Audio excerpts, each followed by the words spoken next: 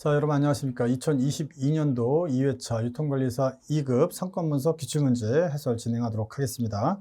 자, 총평을 해드리면 2022년도 2회차 상권문서 문제는 생각보다 그렇게 어렵지 않았다. 항상 나오던 대로 나왔다. 물론 이제 새로운 문제가 뭐 하여튼 좀 꼬은 문제가 한두 문제 있었는데 그것 빼고는 나머지는 뭐 고득점을 했을 때 크게 문제가 없었다라는 부분 말씀드리면서 이번 시간 시작하도록 하겠습니다. 문제 20문제였고 문제 자체가 기존 2022년도 1회차에 나왔던 문제들과 관련성 있는 문제들이 또 많이 나왔어요. 상당히 쉽게 나왔다라는 부분 말씀드리겠습니다. 문제 26번부터 시작하도록 하겠습니다. 문제 26번 보시면 분석 대상이 되는 점포와의 거리를 기준으로 상권 유형을 구분할 때 상대적으로 소비, 수요, 흡인한다는 뭐예요? 사람들을 갖다가 흡수하겠다라는 거죠. 흡인 비율이 가장 낮은 지역을 한계 상권이라고 한다. 상권의 계층성과도 관련된 거죠. 한계 상권은 다음 중 어느 것에 해당하는가? 이게 뭐 0.1초짜리 문제죠. 우리 보면 1차 상권, 2차 상권, 3차 상권 이렇게 돼 있죠. 이걸 갖다 우리는 다른 말로 한계 상권이라고 합니다. 여기를 벗어나면 뭐예요? 여기는 우리 상권이 아닌 것이죠. 매출액이 더 이상 발생하지 않는. 그래서 한계 상권은 3차 상권이죠. 정답 5번. 뭐 이런 문제가 출제됩니다. 0.1초짜리 문제가 출제가 된다라는 사실이 경악할 만합니다. 무조건 맞아야겠죠. 이거 틀리면 그냥 끝나는 거예요. 이런 거. 27번 보겠습니다. 자, 27번 소비자들이 점포를 선택할 때 가장 가까운 점포를 선택한다는 가정을 하며 상권 경계를 결정할 때 T센의 다각형 모형, 이게 최근에 잘 나오고 있죠. T센의 다각형 모형을 활용하는 방법 뭐냐 이거예요. T센의 다각형은 원래 우리 지리학이라든가 아니면 우리 상권문서 이런 데 쓰던 게 아닙니다. 이거 기후 쪽에서 많이 쓰던 거예요. 기후, 천문학, 기후학 이런 데서 많이 쓰던 거죠. 뭐 지리학에서도 일부 쓰이기도 했죠. 정답은 3번이요. 근접구역법이라고 합니다. 근접구역법은 뭐냐? 소비자들이 유사 점포 중에서 선택을 할 때 자신들한테 가장 가까운 점포를 선택하는 가정을 토대로 소매 점포의 매출액을 추정하는 거예요. 얘도 마찬가지죠. 유추법과 비슷하게 소매 점포의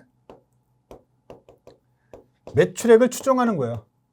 매출액을 추정할 때 쓰는 방법에 해당한다. 그게 뭐냐? 근접구역법이다. 근접구역법이라는 거 알아두셔야 되고, 입지 할당 모델, 할당하는 거죠. 여러 이렇게 점포들이 들어가 있으면 각각의 점포에 할당을 하는 거예요. 허프도 뭐 관련성이 있는 것이고요. 유사 점포법, 이거 뭡니까 이게? 유추법이죠. 매출액 비율법 이런 것들도 있을 수 있다. 정답은 3번이라는 사실. 뭐 그렇게 어려운 문제는 아니었다. 자, 28번 보겠습니다. 뭐 이전에 한번 거의 비슷한 문제가 한번 나왔었죠. 소비자의 점포 방문 동기를 개인적인 동기, 사회적인 동기, 제품 구매 동기로 분류할 수 있는데 이때 다른 항목들과 다른 유형의 동기로서 가장 옳은 것은 무엇이냐 이거예요. 세 가지죠. 하나는 개인적인 동기, 하나는 사회적인 동기, 그다음에 제품 구매 동기다. 예전에 제품 구매 동기가 나왔던 것 같아요. 여기 5개 지문이 있고 이 중에서 각각이 하나는 다르고 나머지는 같다라는 얘기죠. 첫 번째 사교적인 경험이요. 사교적이란 건 사람과 사람 간의 관계죠. 사람과 사람들 간의 관계다. 사람은 사회적 동물이기 때문에 그런 것이죠. 이거 뭡니까 이거? 사회적인 동기죠. 사회적인 동기. 자, 기분 전환, 자기 만족, 역할 수행, 새로운 추세 학습 이거 뭐예요? 얘는 제품 구매 동기는 적어도 아니겠죠. 이거는 기분 전환, 개인의 기분, 감정이 전환되는 것이죠. 개인적인 동기예요. 자기 만족, 이것도 개인적인 동기. 딱 두 개는 보면 개인적인 동기라는 걸 쉽게 할 수가 있다라는 얘기죠. 역할 수행, 개인적인 거죠. 새로운 추세를 학습한다라는 거 개인이 하는 것입니다. 나머지는 다 개인적인 동기. 1번, 사교적인 경험만 어떤 거예요? 저는 사회적인 동기에 해당한다라는 것이죠. 그래서 정답 1번. 29번 봅니다. 점포를 이용하는 고객 인터뷰를 통해서 소비자의 지리적 분포를 확인할 수 있는 방법은 뭐냐? 점포를 이용하는 고객 인터뷰를 한다. 인터뷰를 통해서 소비자의 지리적 분포를 확인할 수 있는 방법. 자, 이거 점포를 이용하는 고객 인터뷰를 해가지고 이 사람들이 우리 점포를 기준으로 해가지고 어디에 살고 있느냐 이거예요. 했더니 여기도 살고 있고 여기도 살고 있고 막 찍히는 거죠. 이렇게 점으로 이렇게 찍히는 거예요. 봤더니 여기 제일 많이 살더라. 여기서 제일 많이 오는구나. 이거 알 수 있는 거죠. 점으로 찍는 거. 뭐죠 이거? 고객점표법이라고 합니다. 고객점표법. 영어로는 커스터머 스파팅이라고 그러죠. 커스터머 스파팅. 스팟이 점이에요. ing가 붙었으니까 점을 찍는 행위겠죠. 고객을 점으로 찍는 테크닉이죠. 고객점표법이라고 합니다. 정답은 4번인데 4번. 이 고객점표법이랑 또 관련성이 있는 애가 하나 있죠. 2번이에요. 2번. 아날로그 방법. 아날로그 메소드 유추법이죠. 유추법에서 쓰는 게 뭐예요? 유추법에서 이걸 쓴단 말이에요. 그래서 크게 보면 이것도 해당할 수 있는데 정답은 4번으로 나왔다. 이건 한번 이신청을 할 만한 문제라고 생각이 듭니다. 일단은 뭐 4번인데 4번이 또 여기 아날로그에서 또 활용하는 방법이기 때문에 2번도 한번 답이라고 정답이라고 한번 주장할 수 있지 않나라는 생각이 들죠. 정답은 일단 4번. 복수 정답 가능성이 없지 않아 있다라는 거. 30번 문제가 들어가죠.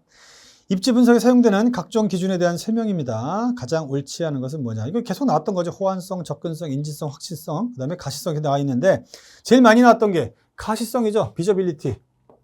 다른 말로는 시계성이라고 그래요. 시계성. 2022년도 1회차 시험에도 나왔었고 그 이전에도 계속 나왔죠. 영어는 비저빌리티라고 그래요. 가시성에 관련된 문제 당연히 있는 것이고요. 호환성, 해당 점포를 다른 업종으로 쉽게 전환할 수 있는가, 호환할 수 있는가, 전환할 수 있는가, 맞죠? 접근성, accessibility, 고객이 쉽게 점포에 접근할 수 있는가. 접근할 수 있는 거는 물리적인 것뿐만이 아니라 심리적인 부담도 있다는 거. 인지성, 머릿속에 인지되어 있는 거죠. 점포 위치를 쉽게 설명할 수 있는가. 4번은 확신성은 여기 해당하지 않아요. 호환성, 접근성, 인지성, 가시성. 확실성, 뭐 입지 분석의 결과를 확실하게 믿을 수 있는가 이런 거 아니죠. 정답은 4번이다. 4번. 확실성 이런 거는 없더라. 자, 31번 문제 보도록 하죠. 31번. 아래 글상자 내용은 허프 모델을 적용해서 신규 점포의 입지를 분석하는 단계다. 일단 허프 모델이라는 게 나왔고, 허프 모델 뭐예요? 확률 모형이죠. 확률 모형이다. 확률 모형. 그래서 이 확률 모형은 뭐 할 때 쓰는 거냐? 최종적으로 예상 매출액을 추정할 때 쓰는 거죠. 예상 매출액을 추정할 때 쓰는 방법이더라. 처음에 어떤 상권의 범위를 추정한 다음에 최종적으로 여기서 우리가 여기서 영업을 하는데 예상 매출액이 얼만큼 나오는지를 알아두는 거 아니겠습니까? 그렇다면 예상 매출액을 추정한다는 게 맨 끝에 나와 있어요. 디귿번. 맨 끝에는 디귿번이 나와 있어야 된다. 디귿, 리은, 디귿, 리을. 그쵸? 틀렸죠? 2번, 5번은 일단 제껴진다라는 거. 그 다음에 우리가 허프 모델을 적용할 때 첫 번째는 상권의 범위를 추정하는 게 매우 중요합니다. 상권의 범위를 결정하는 거, 점포의 크기, 거리에 대한 민감도 개수, 이건 나중에 하는 일이죠. 소규모, 집단, 지역, 존으로 나눈다라는 거, 그 앞단 단계고, 그 다음에 전체 시장 조사할 잠재 상권의 범위를 결정한다. 이게 1번이죠, 1번. 잠재 상권의 범위를 추정한다. 이게 1번이다. 그러니까 리을번이 맨 앞에 나와 있어야 된다는 거죠. 리을번이 맨 앞에 나와 있고 디귿번이 맨 끝에 있는 거. 정답은 4번밖에 없네. 4번. 4번이죠. 리을 1번. 그 다음에 니은번 2번. 그 다음에 3번은 미은번. 얘가 4번. 얘가 맨 나중 5번이 되겠더라. 정답은 4번 되겠습니다. 4번. 자, 이런 문제도 잘 출제가 되네요. 좋은 문제라고 볼 수가 있겠습니다. 우리 유추법도 마찬가지고, 그다음에 허프의 모델도 마찬가지. 다 뭡니까? 상권의 매출액이에요. 매출액. 예상 매출액을 추정하는 그런 방법이다라고 보시면 되겠죠. 32번 가도록 하겠습니다. 점포를 개점할 경우 전략적으로 고려해야 할 사항들에 대한 설명. 옳지 않은 것은 무엇이냐? 점포를 개점합니다. 점포를 개점할 경우, 개점이란 건 점포를 시작한다라는 거예요. 전략적으로 고려해야 될 사항, 옳지 않은 것은 뭐냐? 개점 전략이죠. 줄이면 개점 전략이다. 개점 전략에 해당하지 않는 건 뭐냐? 1번, 경쟁 관계에 있는 다른 점포의 규모, 위치도 충분히 검토해. 당연하죠. 매우 중요합니다. 경쟁자 관계 분석은 매우 중요한 포인트 중에 하나죠. 경쟁 분석이 가장 중요한 거 아니겠어요? 상권 분석에서. 두 번째, 상품의 종류에 따라 소비자의 이동거리에 대한 저항감이 다르기 때문에 상권의 범위도 달라지겠죠. 그렇죠? 상품의 종류에 따라서 우리 이제 마케팅에서 배웠지만 편의품, 그다음에 선매품, 전문품 있죠? 상권의 범위가 가장 넓은 게 어떤 거예요? 이거죠, 이거. 얘는 동네 상권이고, 그죠? 상품의 종류에 따라서 상권의 범위도 당연히 달라지는 겁니다. 달라지는 거. 개점으로 인해서 인접 주민의 민원 제기나 저항이 일어날 수 있는지도 이것도 당연히 검토해야겠죠. 4번 점포의 규모를 키울수록 규모의 경제 효과는 커지기에 최대 규모를 지향합니까? 아니죠.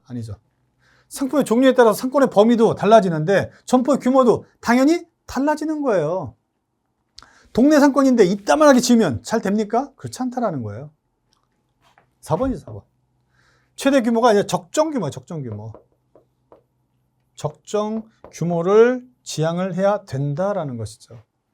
5번 점포는 단순히 하나의 물리적 시설이 아니고 소비자들의 생활과 직결되며 라이프 스타일에도 영향을 미치더라. 정답은 4번이다. 4번. 쉬운 문제였죠. 33번. A시의 인구는 20만 명, B시의 인구는 5만 명, 두 도시 사이의 거리는 15km. 컨버스 분기점 모형이죠. 분기점이 어디서 형성이 되느냐 이거잖아요. 공식을 보시면 분기점 A시로부터 분기점 A는 1 플러스 루트 자 PA 인구수죠. 인구수 A시의 인구수 20만 명 B시의 인구수 얼마? 5만 명 A부터 B까지의 거리 총거리수 얼마? 15km. 이거 구하면 되는 거죠. 이거 구하면. 이거는 뭐 그냥 암산으로 되죠. 1 플러스 루트 20분의 5니까 어때요? 4분의 1이니까 4분의 1. 그렇죠? 루트 4분의 1은 루트가 벗겨지면 2분의 1이죠. 그러니까 1 플러스 2분의 1이니까 1.5죠. 1.5. 1.5분의 15km. 얼마야? 10이죠. 10. 그러니까 전체 길이가 있으면 A도시, B도시 이렇게 있으면 전체 길이는 15km. 여기 10이에요. 10. 여기가 10. 여기까지 해서 상권의 경계가 정해진다라는 거죠. 여기는 이만한 상권, 여기는 요만한 상권이 구성이 된다라는 걸 우리는 알 수가 있다. 이거를 중심으로 해서. 정답은 10km죠. 이 문제도 어렵지 않죠. 레일리의 소매인력 법칙, 그 다음에 컨버스 모형, 그 다음에 허프의 확률 모형, 얘네들 언제든지 계산 문제가 출제될 수 있기 때문에 여러분들은 거기에 대해서 계산 문제도 항상 준비를 해 주십사 말씀을 드리겠습니다. 33번은 이렇게 해서 간단하게만 풀어봤습니다. 34번 가죠. 상가 임대차 관계에 있어서 권리금을 산정할 때 그 근거가 되는 유무형의 재산적 가치 가장 옳지 않은 것은 이거 2022년도 1회차 상권 분석에도 똑같이 나왔던 문제, 똑같은 문제는 아니지만 그때는 조금 더 문제 길이는 좀 길었죠. 이거는 건물상가 임대차보호법, 임대차보호법. 이 법에 규정이 되어 있어요. 뭐가? 권리금에 대해서, 권리금이라는 용어에 대해서 규정을 해놨다라는 거죠. 법에 새롭게 들어간 내용이죠. 몇 년 전에. 그러면서 계속 나오고 있습니다. 그래서 건물상가 임대차 보호법 제2조에 보면 용어의 정의가 있어요. 용어의 정의에 권리금의 용어의 정의가 나와 있단 말이에요. 권리금이라 해서 나와 있어요. 그 권리금은 세 가지로 구성이 되어 있다는 거죠. 하나는 시설권리금,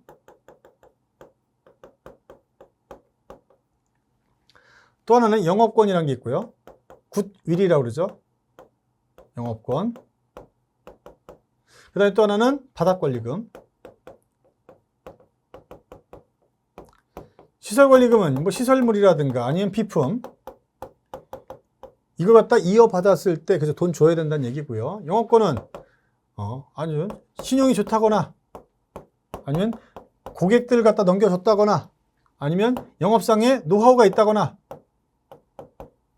이런 것들을 전수해주면 영업권이라는 게 인정이 되고, 바닥권리금은 이거 뭡니까? 위치요. 점포 위치.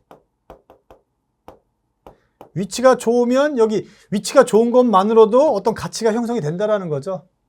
그 다음에 이런 권리금은 임대인이랑은 전혀 상관이 없어요. 전 임차인과. 그 다음에 현재 이제 임차 들어올 사람이죠. 현 임차인. 새롭게 현보다는 새로운 임차인 간의 관계죠. 이 사람이 얘한테 주는 거죠. 가장 옳지 않은 거. 거래처. 거래처 뭡니까? 어디에 해당할까요? 이거는 거래처. 영업권 같은데 신용이라든가 고객, 그렇죠? 이런 거 볼 수가 있겠죠. 상가 건물의 위치, 이건 뭐죠? 바닥권리금이죠. 바닥권리금. 영업상의 노하우, 얘도 영업권에 해당하는 것이고요. 영업시설의 비품, 좋죠? 정답은 5번이다. 임대료 지불수단은 이런 거는 없더라. 이게 얘네들 법에 따르면, 용어의 정의에 따르면 여기에 해당하지 않는 녀석이다. 정답은 5번 되겠습니다. 5번. 35번 보죠.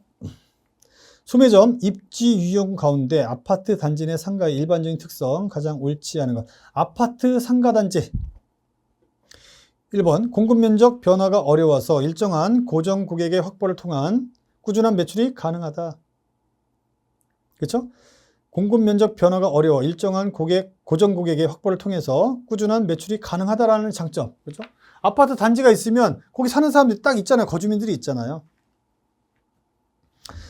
두 번째, 수요 공급 측면에서 아파트 단지 가구 수와 가구당 상가 면적을 고려해야 되는 거죠. 너무 크면 상가 벼요. 공실이 많이 생깁니다.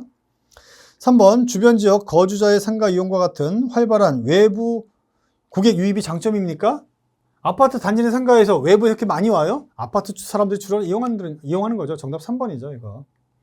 4번, 편의품 소매점의 경우 대형 평형보다는 중형 평형의 단지가 일반적으로 더 유리하다. 이것도 기출질문이죠. 기출질문. 기출이 됐습니다, 이것도. 관련 법규에서는 단지 내 상가를 근린생활시설로 분류하여 관련 내용을 규정하고 있다. 근린생활시설이라는 거 알아두시면 되겠어요. 정답은 3번. 36번 보죠. 36번도 용적률 계산하는 문제 뭐 계속 나왔던 거죠. 용적률에서 뭘 빼줘요? 주차장 면적이랑 지하실은 빼주는 거죠. 면적 300제곱미터인 대지에 지하 2층, 지상 5층 소매점포 건물을 신축합니다. 층별 바닥 면적은 각각 250제곱미터로 동일하며 주차장은 지하 1층, 2층 각각 200제곱미터, 지상 1층 부속 용도에는 뭐요? 주차장 면적이 50제곱미터가 있다라는 거죠. 용적률을 구해라. 용적률. 그 용적률은 어떻게 구합니까? 어때요? 지금 보면 면적, 땅 면적이죠. 대지 면적. 대지 면적분의 위에는 연면적이죠. 연면적. 연면적에서 빼주는 애들이 있어요. 뭘 빼준다고 그랬어요? 주차장은 빼주는 거예요. 주차장. 그 다음에 지하층 면적은 제외시켜준다라는 게 중요하죠. 이게 포인트예요. 이게 포인트에 해당한다라는 것이죠. 그렇다면 대지 면적은 얼마입니까? 대지 면적은 얼마예요? 대지 면적은 300제곱미터로 되어 있죠? 300제곱미터. 그 다음에 보면 층별 바닥 면적은 250이에요. 250제곱미터씩 얼마? 5개층. 5층인데 지상 1층에서 주차장 면적이 있었죠? 주차장 면적 얼마? 50은 빼줘야 돼요. 50제곱미터는 빼줘라. 그렇다면 250 곱하기 5 하면 얼마입니까? 1250이죠? 1250. 1250에서 50을 빼면 1200이 되겠네요. 1200. 위에는 1200제곱미터. 밑에는 300제곱미터. 곱하기 100 하면 되죠. 곱하기 100. 4니까 400%가 되겠죠. 정답은 3번 400%가 되겠다. 그래서 이 문제 여러 번 나왔던 문제고 계산 문제로서 워낙 많이 나왔기 때문에 이 문제에서는 가장 포인트는 용적률에서 빠지는 놈들을 갖다가 여러분들이 체크하는 게 중요하겠다. 주차장 면적, 지하층 면적은 제외시킨다라는 게 포인트가 되겠습니다. 그래서 지하층 면적 아예 고려 대상이 아니에요. 주차장 면적 있으면 빼줘야 된다는 거죠. 자, 37번. 지리정보 시스템 GIS와 관련된 내용 가장 옳지 않은 것은 뭐냐? GIS도 가끔씩 나오죠? 가끔씩. 그래서 1년에 3번 시험 보면 한 번 정도는 꼭 출제가 되고 있습니다. 지리정보 시스템에 관련된 문제. 1번 주제도 작성, 공간조회, 버퍼링 등을 통해서 효과적인 상권 분석이 가능하다. 특히 GIS에서는 용어의 정의가 매우 중요합니다. 점포의 고객을 대상으로 GCRM, 이런 단어 새롭게 나왔죠? CRM인데 고객 관계 관리인데 뭘 통해서 하는 거예요? 지리정보 시스템을 통해서 한다는 거죠. 점포의 고객을 대상으로 GCRM을 실현하기 위한 기본적인 틀을 제공할 수 있다. 지도 레이어에는 층이죠. 지도 층이 있다라는 거죠. 점, 선, 면을 포함하는, 그쵸? 점과 점이 합쳐지면 선. 얘네들이 모이면 면이 되겠죠. 점, 선, 면. 점은 1차원. 선은 2차원. 면은 3차원이 되겠죠. 3차원이 합쳐지면 또 4차원이 되는 것이고요. 점선면을 포함하는 개별 지도 형상으로 구성되며 여러 겹의 지도 레이어, 여러 겹이잖아요. 층이죠, 층. 활용하여 상권의 중첩, 오버레이를 표현할 수가 있겠다.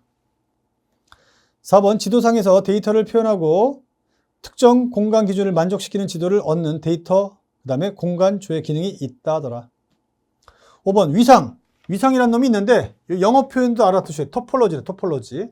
토폴로지는 어떤 지도 형상, 즉 점이나 선 혹은 면으로부터 측정한 거리 이내에 포함되는 영역을 의미한다. 이거 뭡니까 이거? 레이어죠, 레이어. 이거예요. 5번 틀렸어요. 토폴로지는 그게 아니다. 위상. 토폴로지는 위도와 경도를 이용하는 거예요. 위도와 경도. 우리 지구본 같은 데 보면 위도와 경도가 있잖아요. 그래서 위도와 경도 같은 좌표 체계를 기준해서 위도와 경도와 같은 좌표 체계를 기반으로 해서 다른 지도 형상과 비교하여 상대적인 위치를 갖다가 파악하는 거. 상대적 위치를 파악하는 게 뭐다? 위상이다. 정답은 5번 되겠습니다. 5번. 그래서 위상이 아니라 요거의 정의는 지도 레이어에 관련된 것이었다. 위상에 대한 용어의 정의도 출제가 된 바가 이미 있습니다. 38번 보도록 하죠. 자, 동선과 관련된 소비자의 심리를 나타내는 대표적인 원리. 이것도 앞전 시험에 나왔던 부분이죠. 최단거리 실현의 법칙, 보증 실현의 법칙, 집합의 법칙, 안전중시의 법칙. 정답 3번. 이런 건 없어요. 고차선의 법칙은 없다. 기출문제 풀어보면 이거는 읽어볼 필요도 없어요. 정답은 바로 3번이 체크가 되는 것이죠. 최단거리 실현의 법칙, 최단거리로 목적지에 가려는 심리.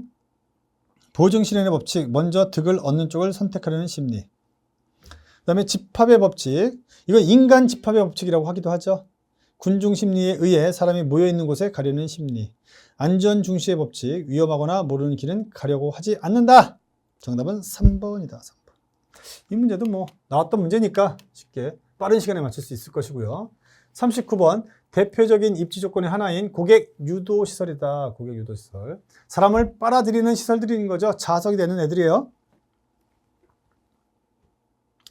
이 중에서 여러 가지 종류가 있는데 도시형 점포, 교회형 점포, 인스토어형 점포 이 세 가지가 있는데 일반적으로 인스토어형 점포의 고객 유도 시설로서 가장 옳지 않은 것. 인스토어형은 뭡니까?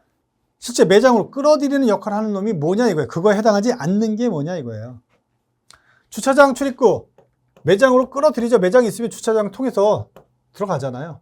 푸드코트 보면 대부분의 상점이 보면 밑에 지하층은 뭐예요? 먹는 대로 돼 있죠. 먹는 데 갔다가 먹고 나서 다시 쇼핑하러 가죠. 주출입구, 에스컬레이터 다 얘네들은 뭐에 해당한다? 고객 유도 시설 중에서 그죠? 인스토어형 점포에 해당한다. 인스토어형, 인스토어죠. 인스토어. 스토어에 들어가도록 하려는 장치들을 얘기하는 것이죠. 거기에 비해서 간선도로는 그게 아니잖아요. 바깥에 있는 거죠. 간선도로는 그것이 아니다. 간선도로는 그러면 위에서 도시형, 교회형, 인스토어형 이 중에서 뭐겠어요? 인스토어형이 아니라면 교회형 점포에 해당하는 시설이 되겠다. 유도시설이 되겠다. 정답은 5번 되겠습니다. 이 문제도 뭐 쉬운 문제였고요. 그 전에 또 출제가 됐었습니다. 자, 40번 입지 특성에 따라서 소매 점포 유형을 집심성, 집재성, 산재성, 국부적 집중성 점포로 구분하기도 한다. 이들 유형 연결이 옳지 않은 것은 무엇이냐? 페터의 이론이죠. 페터의 이론 중에서 집심성도 있고 산재성도 있고 집재성도 있고 국부적 집중성도 있습니다. 옳지 않은 것. 백화점은 대표적인 집심성이죠. 이거 기출됐었습니다. 기출. 화해점이라든가 화해점은 이거 뭐예요? 이거는 주로 외곽에 있죠. 도시 외곽에 있단 말이죠. 도시 외곽에. 그래서 이거는 농촌, 그렇죠? 뭐 어촌, 농어촌 이런 애들이 상가지대랑 연결되는 거. 이때 뭡니까? 이때 필요한 게 국부적 집중성이죠. 국부적 집중성이죠, 이게. 얘는 집심성이 아니다. 화해점이 도시 내부에 있을 이유가 없다라는 거죠. 얘는 국부적 중심성. 정답은 2번 되겠죠, 2번. 편의점은 산재성. 편의점은 한 군데 몰려 있으면 안 된다라는 거, 서로 나와바리가 있어야 된다는 얘기예요. 가구점, 집재성입니다. 얘네는 모여 있을 때 사람들이 많이 온다라는 거고. 그렇죠? 공구 도매점, 얘네들도 국부적 집중성 성향을 좀 띠고 있다더라. 정답은 2번 되겠습니다. 2번. 41번. 소매 점포의 예상 매출액을 추정할 때 애플바움의 유추법에 대한 설명입니다. 옳지 않은 것. 애플바움의 유추법입니다. 우리 점포와 우리 상권과 유사한 애들 통해서 예상 매출액을 추정해 보는 거죠. 옳지 않은 거. 1번. 일관성 있는 예측이 중요하므로 소비자 특성의 지역별 차이를 고려하기보다는 동일한 방법을 적용해야 된다. 지역별 차이를 고려해야 되잖아요. 왜? 유추법이잖아요. 유추법. 유추하는 거죠. 유추하는 방법이에요. 뭘 통해서? 우리 상권과 유사한 거. 유사한 상권 점포를 통해서 우리 점포의 매출액을 추정하는 거죠. 매출액을 추정하는 방법이죠. 추정하는 방법. 그러니 일관성 있는 예측이 중요하므로 소비자 특성, 그다음에 지역별 차이를 고려해야 되는 거죠. 고려해야 된다라는 거예요. 고려하기보다는 이게 아니죠. 고려해야 된다라는 거죠. 1번이 틀렸네. 2번부터 5번은 다 맞았겠죠? 자, 2번. 현재 운영 중인 상업시설 중에서 유사 점포를 선택한다. 아날로그 스토어를 선택한다라는 거. 그 다음에 과거의 경험을 개량한 자료를 이용해서 미래를 예측하지만 시장 요인과 점포 특성들이 끊임없이 변하기 때문에 주관적인 판단도 요구된다. 4번도 주관적인 판단도 요구된다. 뭐 등등 나와 있습니다. 5번도 유사 점포를 선택하는 것이 바람직하다. 좋습니다. 정답은 뭐다? 1번이다. 1번. 소비자 특성의 지역별 차이를 고려해야 된다라는 거죠. 똑같지가 않으니까. 42번. 이것도 이제 법률에 관련된 부분인데요. 국토의 계획 및 이용에 관한 법률에서 규정하고 있는 용도지역 중 상업지역을 구분하는 유형으로 볼 수 없는 것. 우리나라에는 용도지역이라는 게 있어요. 용도지역. 도관농자라고 해가지고, 그렇죠? 도, 관, 농, 자. 도는 도시지역이에요. 도시지역. 얘는 관리지역. 그렇죠? 농업지역이죠? 도관농자. 이건 자보라고 해서 자연 보호구역을 얘기해요. 자연환경 보호지역. 그래서 도시지역을 보면 여기는 도시지역은 뭐 또 있죠? 추상공록이에요. 주, 상, 공, 노. 주거지역, 상업지역, 공업지역, 농업지역, 녹지지역. 자, 상업지역은 또 뭐예요? 유, 중, 일, 근 이렇게 돼 있어요. 유통상업지역. 유통상업지역 있죠? 유통상업지역 여기 있습니다. 중은 중심상업지역 있죠? 중심상업지역. 일은 일반상업지역 그렇죠? 여기 있죠? 마지막 근은 근린상업지역이죠. 근린상업지역. 정답은 전용상업지역이란 건 없다. 전용은 주거지역에 있는 거죠. 정답은 4번 되겠습니다. 4번. 자, 43번 보도록 하죠. 중심지 체계에 의한 상권 유형 구분에서 전통적인 도심, CBD 상권의 일반적인 특징, 가장 옳지 않은 것은 뭐냐? CBD를 묻고 있죠. CBD. 중심 상업지역을 묻고 있습니다. 이거에 대한 일반적인 특징, 가장 옳지 않은 것은 1번 고객 흡입력이 강해서 상권 범위가 상대적으로 넓다. 좋죠? 2번 교통의 결절점으로 대중교통이 편리하다. 3번 전통적인 도시의 경우에는 주차 문제가 심각하다. 도시 문제에서 가장 CBD에서 가장 문제되는 거, 상업지역에 가면 가장 문제되는 거, 차대기가 어렵다라는 거잖아요. 그래서 상가가 좀 크려면 뭐가 있어야 돼요? 주차장을 반드시 구비하는 게 매우 중요하다는 거. 4번 상대적으로 거주 인구는 적고 유동 인구는 많다. 5번 소비자들의 평균 체류 시장이 상대적으로 짧습니까? 한번 쇼핑하러 다니면 오랫동안 왔다 갔다 하잖아요. 정답은 5번이다. 5번. 이 문제도 생각보다 어려운 문제는 아니었고 상당히 상식적인 문제였다. 44번 갑니다.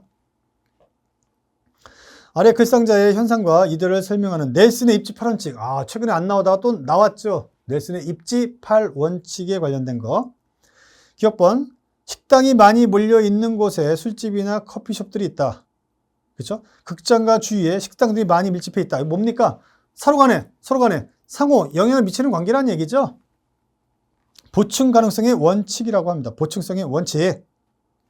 이번 귀금속 상점들이나 떡볶이 가게들이 한 곳에 몰려 입지함으로써 더 큰 집객력을 갖는다. 뭐야? 비슷한 애들, 동일 유사한 애들이 함께 몰려 있어요. 뭐야? 동반 유인의 원리죠. 누적적 흡입력이라고 그러죠. 이 정답은 4번이죠.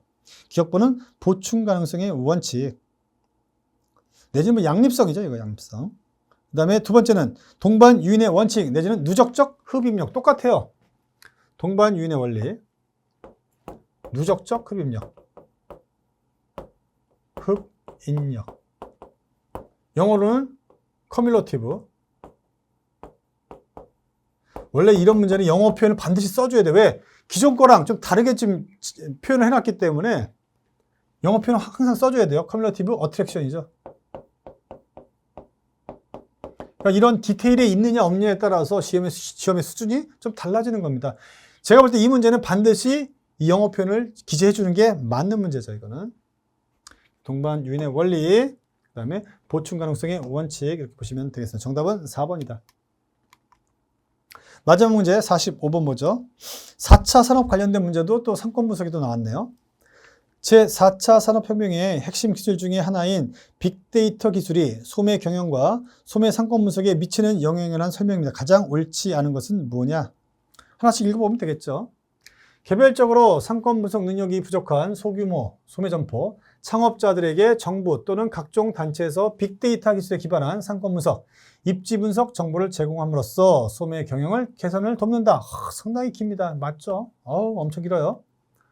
두 번째, 신상품 개발이나 고객 만족도 향상을 위한 소매 믹스 개선에 기여할 수도 있겠죠. 뭘 통해서? 지금 빅데이터예요, 빅데이터. 지금 빅데이터, 4차 산업 대표적인 뭐예요? 빅데이터, AI, IoT, 뭐 AR, 뭐 VR, 뭐 증강현실, 뭐 다 있죠? 그거죠, 그거. 세 번째, 소매 상권 내에서 표적 시장을 구체적으로 파악하는 데 도움을 줄 수도 있겠죠. 이걸 다 뭐예요? 정보 처리화 시키겠다라는 거죠. 하나의 상권을 지향하는 개별 점포 소유자들의 상권 분석의 필수 도구이지만 이런 게 붙으면 안 돼요. 역적 관계죠. 복수의 상권에 접근하는 체인 사업에는 효과적이지 않습니까? 그렇지가 않다라는 거죠. 요것만 봐도 이게 정답이라는 걸 여러분들 쉽게 파악할 수가 있겠다. 정답은 4번이죠. 4번. 히트 상품 및 데드셀러 분석을 통해서 재고 관리 효율성을 높일 수 있게 해주겠다. 뭘 통해서? 이러한 정보 처리 시스템을 통해서, 특히 빅데이터를 통해서. 빅데이터. 예전에는 데이터베이스라고 그랬죠. 데이터베이스. 이거에서 훨씬 더 세밀해진 게 바로 빅데이터다. 빅데이터. 정답은 4번 되겠습니다. 4번. 그래서 이 문제 정답 4번 하고요. 이렇게 해서 이제 우리 상권 분석 20문제 풀어봤는데 어려운 문제는 그렇게 많지는 않았던 것 같아요. 그래서 두 문제 빼놓고는 거의 여러분들이 공부를 했으면 충분히 기출문제로 해결할 수 있는 문제가 많았다라는 말씀을 드리겠습니다. 다시 한번 기출문제 기본서의 기본적인 내용들 파악하신 다음에 문제를 많이 풀어보시는 게 합격을 하는데 가장 중요한 첩경이라는 말씀 드리면서 이번 시간 마무리하도록 하죠. 여러분 이번 시간도 수고 많으셨습니다. 감사합니다.